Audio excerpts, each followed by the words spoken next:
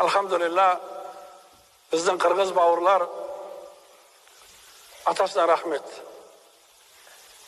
Mana avulda жүріп, қазір адамдар мешітке келе алмай жүр ғой, авулда жүріп. Сақал қоя алмай жүр ғой, сақал. Баста орам алмай жүр ғой, мысалда.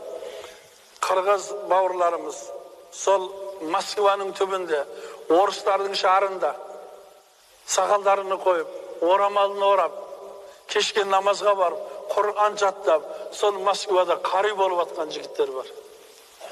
Атасына рахмет. Біз ауылда жүріп, мешітке келе алмай жатырмыз ғой. Көшеде жүргенде штанымыз жыртылып кетейін дейді. Bir kitapta ашып, мұғалім сәне немесе бір Құранды алып оқи алмайтынымыз қанша. Айтқаның аузы жаман, чылағаның көзі жаман. Немнеңе сен кекіресің, байсың ба байлығың өзіңе, ертең қабірге тыр жалаңаш кіресің. Күштісің ба, ертең қабірге барасың, шіресің. Сенің бүтін